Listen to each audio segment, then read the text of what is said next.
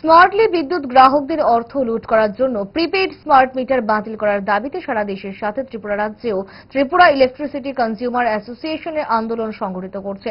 বিদ্যুৎ মন্ত্রী বলেছেন, গ্রাহকরা ডিজিটাল স্মার্ট মিটার এবং স্মার্ট মিটার দুটিই পাশাপাশি রাখতে পারবে। তখন গ্রাহকরা দেখতে পাবেন যে উভয় মিটারের রিডিং একই আছে। তাহলে প্রশ্ন হলো, কেন এই স্মার্ট মিটার? টিএসইসিএল এর রাজ্যের বিদ্যুৎ গ্রাহকদের অসচেতনতা বা অজ্ঞতার সুযোগ নিয়ে ভয় দেখিয়ে স্মার্ট মিটার লাগিয়ে দিচ্ছে। স্মার্ট মিটার চালু করে বিদ্যুৎ একটি পরিষেবা হিসেবে না রেখে বাণিজ্যিক পরিণতি করে সর্বোচ্চ মুনাফা অর্জন করতে বেসরকারি মালিকদের হাতে তুলে দেওয়ার পরিকল্পনা চলছে।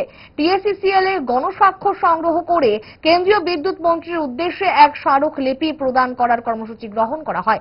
কেন এই আন্দোলন, এই বিষয়ে তুলে ধরেন কনভেনর সঞ্জয় চৌধুরী।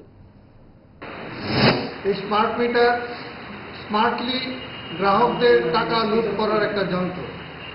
গত 8 তারিখে বিদ্যুৎ মন্ত্রী বলেছেন যে স্মার্ট মিটার এবং পুরনো ডিজিটাল মিটার পাশাপাশি বসাতে পারবে যদি কোনো গ্রাহক চায়।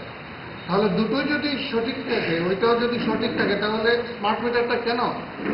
স্মার্ট মিটারটা হচ্ছে কর্পোরেট হাউসকে, আদানি, টাটা, টরেন্টো, এইরকম যে কর্পোরেট হাউসগুলি আছে তাদের লক্ষ লক্ষ কোটি টাকা সারা দেশের এই বিদ্যুৎ গ্রাহকদের এই মিটার বাবদ তারা লাভ করবে।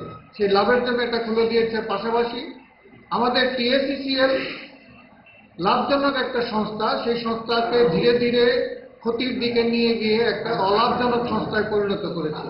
পরে এখন সেটাকে যাতে 1-2 বছরের মধ্যে এই স্মার্ট মিটার লাগিয়ে বেসরকারি মালিকের হাতে তুলে দেবে, এই পরিকল্পনার জন্য আজকে ত্রিপুরার 10.5 লক্ষ, প্রায় 10,26,000 গ্রাহকদের জন্য যে মিটার, সেই মিটারের একটার দাম 8 থেকে 10,000 টাকা, গড়ে 10,000 টাকা ধরলে পরে 1,000 কোটি টাকা লাগবে। সেই টাকাটা এখন গ্রাহকদের দিতে হচ্ছে না, কিন্তু এই টাকাটা বকলমে আমাদের কাছ থেকেই সমস্ত টাকা আদায় করবে। ফলে আমরা তার বিরোধিতা করছি। পাশাপাশি এই যে পাওয়ার পারচেজ অ্যাডজাস্টমেন্টের নামে প্রায় 11% বিদ্যুতের দাম বাড়িয়েছে। তার পাশাপাশি এই মাসের বিদ্যুতের মধ্যে ফুয়েল চার্জ থেকে শুরু করে বিভিন্ন ধরনের চার্জ ঢুকিয়ে, সান্ডি চার্জ, ডিউটি চার্জ, এর নামে আরো বাড়তি টাকা আদায় করছে। ফলে গ্রাহকদের কাছে একটা যেন টাকা লুট করার একটা সুযোগ পেয়েছে। আমরা তার বিরোধিতা করছি। ইচ্ছে করে ডায়েটটা ভুলে রোলটা ফুচকাটা খেতে, কিন্তু মনে রাখতে হবে 5 দশক ধরে গ্যাস, অম্বল ও পেটের সমস্যার একমাত্র সমাধান গ্যাস নল।